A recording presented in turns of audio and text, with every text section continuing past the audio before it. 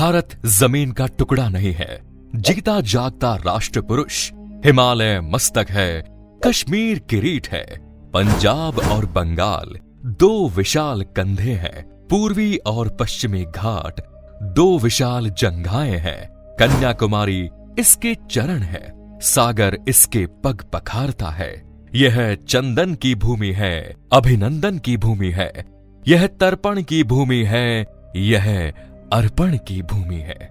ऐसी ओजपूर्ण कविताओं को लिखने एवं उनका वंदन करके युवाओं के दिलों में रहने वाले भारतीय इतिहास की सबसे बड़ी पार्टी बीजेपी का गठन करने वाले भारत माता के अटल साहसी पुत्र पूर्व प्रधानमंत्री माननीय अटल बिहारी वाजपेयी जी ने एक बार संसद में कहा था, सरकारें आएंगी जाएंगी, पार्टियां बनेंगी बिगड़ेंगी, मगर यह देश हमेशा रहना चाहिए, क्योंकि राष्ट्र सर्वोपरि है एवं हर राजनेता के लिए सबसे अव्वल अपना राष्ट्र ही रहना चाहिए।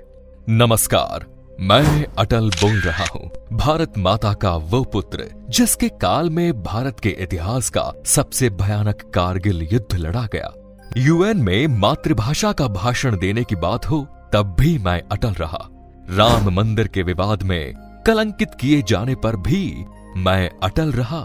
सन 1975 में संपूर्ण देश में आपातकाल लगने के बाद भी मैं अटल रहा।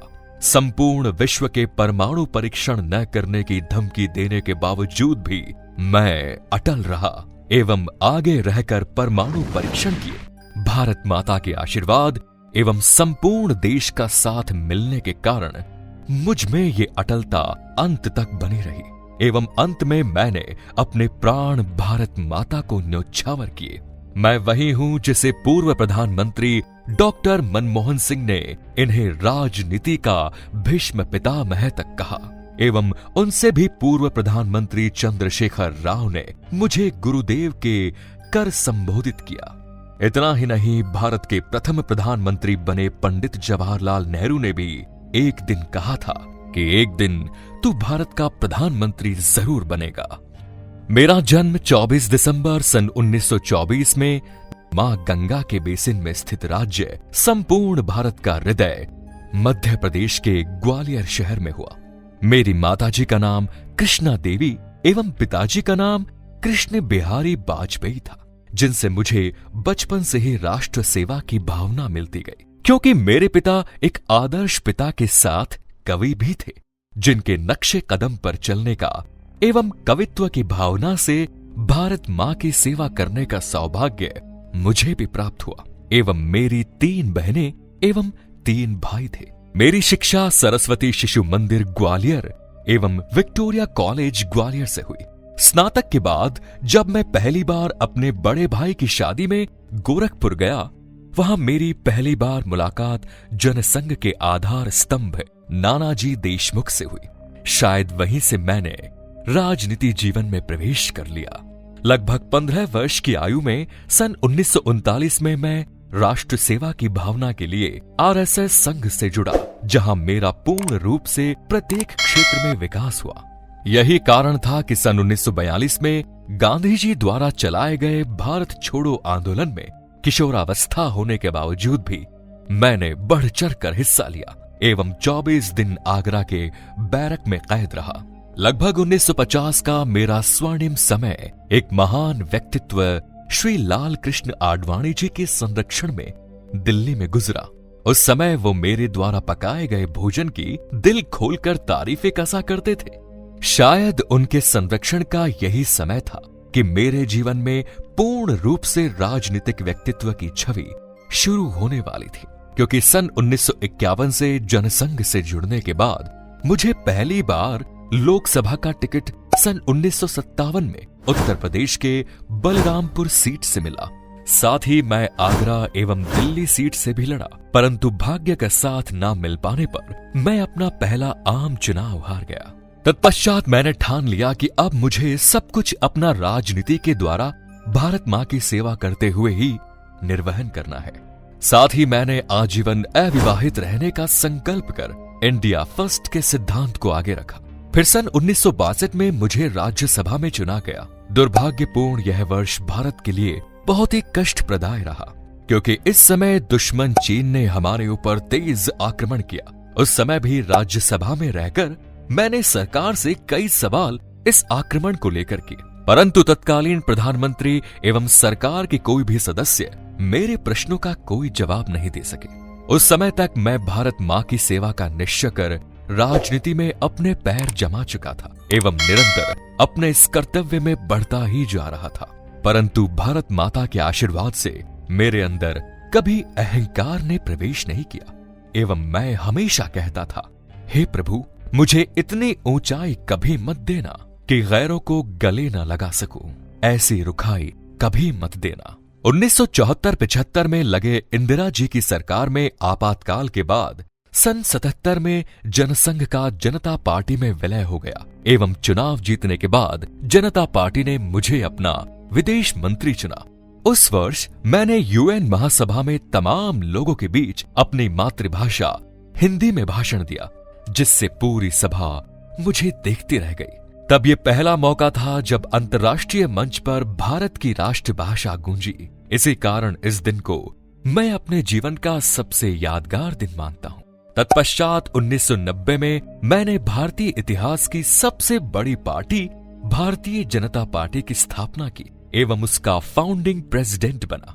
इस नई पार्टी के साथ मैंने सन 1984 में प्रथम आम चुनाव लड़ा, जिसमें दुर्भाग्यवश मेरी हार हुई, परंतु जल्द ही सन 1991 में लखनऊ सीट से लोकसभा चुनाव में मैं विजयी रहा एवं 1996 में मेरे द्वारा गठन भारतीय जनता पार्टी ने पूर्ण रूप से भारी बहुमत से जीत हासिल करी एवं सरकार बनाई, परंतु दुर्भाग्यवश केवल 13 दिनों के बाद ही ये सरकार पलट गई। परंतु मैंने हार नहीं मानी।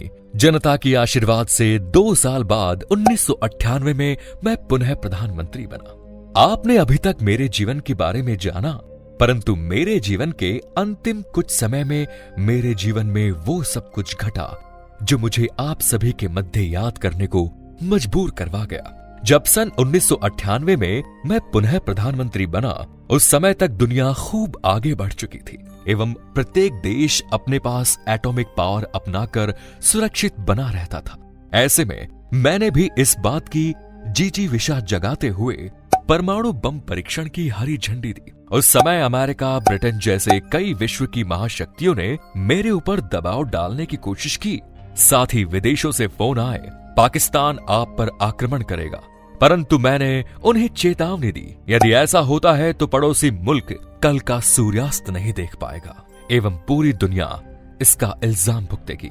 आखिरकार मैंने मई 1998 में पोखरण राजस्थान में सफलतापूर्वक परमाणु परीक्षण करवाकर अपने देश को पूरी तरीके से एटॉमिक पावर से भी समृद्ध किया, परंतु इस कामयाबी से पड़ोसी मुल्क पाकिस्तान बौखला गया। वह अमेरिका जैसे देशों की मदद के कारण उसने 1999 में भारत के कारगिल क्षेत्र पर आक्रमण कर दिया।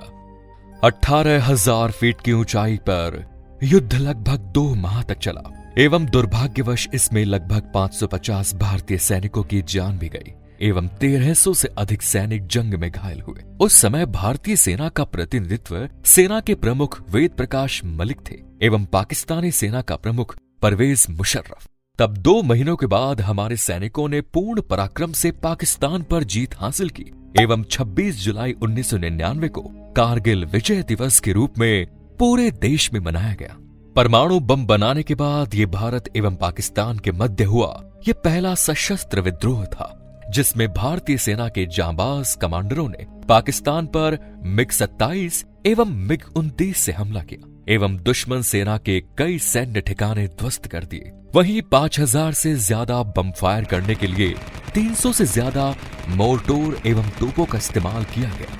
युद्ध के भीषण 17 दिनों में हर रोज प्रति मिनट 1 राउंड फायर किया जाता था। इस प्रकार भारतीय सेना ने पाकिस्तानियों के दांतों तले लोहे चने चबा दिए। इस युद्ध की प्रेरणा से कई फिल्मों भी भारत में प्रचलित हुई, जैसे LOC कारगिल और बॉर्डर। परंतु इन सब के बावजूद भी अटल जी का बड़ा दिल देखिए। उन्होंने कहा था, हम मित्र बदल सकते हैं परंतु पड़ोसी नहीं। इसीलिए तमाम कसुता के बाद भी उन्होंने पाकिस्तान से संबंध सुधारने का प्रयास किया और इसीलिए उन्होंने लाहौर से दिल्ली बस की सेवा शुरुआत करवाई। अटल जी का एक और हास्य का भी किस्सा है। बस सेवा शुरू करने के लिए जब वो पाकिस्तान गए तब वहां एक महिला इंटरव्यूअर ने उनका इंटरव्यू लेते हुए उनसे पूछा कि अब तक आपने शादी क्यों नहीं की? मैं आपसे शादी करना चाहती हूँ, परंतु एक शर्त है कि आप मुझे मुंह दिखाई में कश्मीर देंगे। इसके बाद अटल जी को हंसी आ गई एवं बेबाकी एवं हाजिर जवाबी के लिए मशहूर अटल जी ने पलट कर कहा, कश्मीर तो मैं आपको दे दूंगा, परंतु मुझे दहेज में पूरा पाकिस्तान चाहिए। अटल जी का जवाब सुनते ही वहां पूरा हॉल ठहाकों से गूंज पड़ा एवं उसकी आज भी लोग चर्चा करते थकते नहीं हैं। अटल जी एक अच्छे कवि होने के साथ साथ पत्रकार भी थे। वो स्वदेश अखबार में संपादक भी थे। साथ ही अटल जी को फिल्मों का भी बहुत शौक था। एक बार की बात है जब दिल्ली के उपचुनाव में पार्टी को हार का सामना करना पड़ा। आडवाणी जी इस हार से वितरित थे, परंतु अटल जी शांत बैठे हुए थे। अचानक अटल जी उठे एवं आडवाणी जी से बोले, चलो फिल्म देखने चलते हैं। इस पर सामने से जवाब आया, यहाँ पार्टी की हार हो रही है और आपको फिल्म देखने की सूझ रही है। तब अटल जी बोले, भाई हार जीत तो चलती रहती है, इसको खुद पर कभी हावी नहीं होने देना चाहिए। इसके बाद वो दोनों मूवी देखने गए एवं दिल्ली के पहाड़गंज स्थित एक थिएटर में राज कपूर साहब की मूवी देखी। ये बतलाता है कि अटल जी न सिर्फ एक क्षेत्र में अपितु वो अपने जीवन के संपूर्ण क्षेत्र में अव्वल रहे एवं अबलता से उन्होंने भारत माता की अंत समय तक सेवा करी। आइए जानते हैं अटल जी के सरकार के कुछ प्रमुख महत्वपूर्ण कार्य। उन्होंने 100 वर्ष से भी ज्यादा पुराने कावेरी विवाद को सुलझाया, राष्ट्रीय राजमार्ग को एवं हवाई अड्डों का विकास किया, साथ ही नई टेलीकॉम नीति लाए व कोंकण रेलवे की शुरुआत भी की। सबसे महत्वपूर्ण आर्थिक सुरक्षा नीति एवं सलाहकार समिति की स्थापना की। समय समय पर मुख्यमंत्रियों का सम्मेलन भी बुलाया करते थे। ओडिशा के सर्वाधिक निर्धन क्षेत्र के लिए 7 सूत्री निर्धनता उन्मूलन कार्य भी शुरू किए। आवास निर्माण को प्रोत्साहन दिया। ग्रामीण रोजगार सृजन एवं विदेशों में बसे भारतीय लोगों के लिए बीमा की सुविधा शुरू की। स्वर्णिम चतुर्भुज योजना शुरू की, जिसके अंतर्गत भारत के चारों दिशाओं में स्थित 4 महानगरों दिल्ली, मुंबई, चेन्नई एवं कोलकाता को राष्ट्रीय राजमार्ग से जोड़ा। आइए जानते हैं अटल जी से जुड़े कुछ विवादों के बारे में। अटल जी को हमेशा ही एक स्वच्छ नेता के रूप में माना जाता रहा है, परंतु इसमें कुछ अपवाद भी जुड़े, जिसमें बाबरी मस्जिद विध्वंस का मामला सबसे पहले आया, क्योंकि जिस वक्त बाबरी मस्जिद को ढहाया गया उस वक्त विपक्ष के कई नेताओं ने अटल जी की भूमिका पर सवाल उठाए, परंतु हर बार की तरह इस बार भी अटल जी पर कोई भी आरोप सिद्ध नहीं हुआ। दूसरा मामला कंधार प्लेन हाईजैक से जुड़ा है। ये बात 1999 की है, जब काठमांडू से दिल्ली के लिए उड़े हुए विमान को कुछ हथियारबंद आतंकियों ने हाईजैक कर लिया, तो विमान में स्थित 176 यात्रियों एवं 15 ग्रुप मेंबर्स की जान बचाने के लिए 3 आतंकियों मसूद अजहर उमर शेख एवं अहमद जरगर को रिहा करना पड़ा। इस मामले को लेकर अटल बिहारी जी की काफी निंदा हुई एवं विपक्ष का कहना था कि यदि वो अपनी सूझबूझ से काम करते तो यात्रियों की जान आतंकियों को बिना छोड़े भी बचाई जा सकती थी। आइए अब अटल जी के जीवन के प्रमुख तथ्यों पर नजर डालते हैं। वे आजीवन अविवाहित रहे, ओजस्वी हिंदी कवि थे। अटल जी पहले ऐसे विदेश मंत्री थे जिन्होंने यूएन महासभा में हिंदी में भाषण देकर पूरे देश को गौरवान्वित किया। अटल जी सबसे लंबे समय तक सांसद एवं जवाहरलाल नेहरू, इंदिरा गांधी जी के बाद सबसे लंबे समय तक गैर कांग्रेसी प्रधानमंत्री भी रहे। आइए अटल जी को मिले कुछ महत्वपूर्ण सम्मान एवं उपाधियों पर नजर डालते हैं। भारत का सबसे बड़ा सम्मान पद्म विभूषण उन्हें 1992 में दिया गया। फिर 1993 में कानपुर विश्वविद्यालय द्वारा डॉक्टर ऑफ लेटर का अवार्ड दिया गया। भारतीय संसद द्वारा 1994 में उत्कृष्ट संसदीय अवार्ड दिया गया। उसी वर्ष भारत सरकार ने भी उन्हें लोकमान्य तिलक पुरस्कार 1994 में दिया। पंडित गोविंद वल्लभ पंत का रत्न अवार्ड उन्हें 1995 में दिया गया। उन्हें सर्वश्रेष्ठ नागरिक पुरस्कार भारत रत्न भारत सरकार द्वारा 2015 में दिया गया। साथ ही देश के साथ साथ उन्हें विदेशों में भी कई सम्मान मिले, जिसमें प्रमुख बांग्लादेश की सरकार द्वारा दिया गया लिबरेशन बोर पुरस्कार था। अटल जी का अंतिम समय एक लंबी बीमारी के बाद 16 अगस्त 2018 को 93 वर्ष की आयु में, जहां उनका दिल्ली के एम्स हॉस्पिटल में स्वर्गवास हो गया। क्योंकि अटल जी ने अविवाहित जीवन निर्वाह किया था, इस कारण उनका कोई पुत्र नहीं था। परंतु कॉलेज के समय उनकी दोस्ती राजकुमारी कौल से हुई, जिनकी पुत्री नमिता कौल भट्टाचार्य को उन्होंने गोद लिया था। अतः नमिता जी ने ही उन्हें मुखाग्नि दी। माननीय अटल जी की शब्द एवं भाषा पर अच्छी पकड़ थी, जिस कारण विरोधी दल भी शांति से सुनता था। उनके शब्दों में कड़वाहट जरूर होती थी, परंतु फिर भी विपक्ष उनके आसपास ही खड़ा रहता था। अटल जी ने राजनीतिक, साहित्य एवं समाज पर अपनी एक गहरी छाप छोड़ी। वो सभी के दिलों पर राज करते रहे। सत्र के दौरान दिए गए भाषण, पढ़ी गई कविताएं एवं उनकी प्रेरक विचार हमेशा उनकी उपस्थिति का एहसास कराते रहेंगे। विपक्ष भी उनका सम्मान करता था। ऐसे में मैं भी आप सभी से यही उम्मीद एवं प्रार्थना करूंगा कि भारत माता के ऐसे निष्ठावान पुत्र का सम्मान करना आप भी कभी न भूलें। जय हिंद, जय भारत। अटल जी अमर रहे। भारत माता की जय। धन्यवाद मित्रों। उम्मीद है अटल जी के जीवन को संक्षिप्त में समझाने का हमारा यह प्रयास आपको जरूर पसंद आया होगा। इसीलिए इस वीडियो को जरूर शेयर करें, लाइक करें और चैनल को सब्सक्राइब करें। धन्यवाद।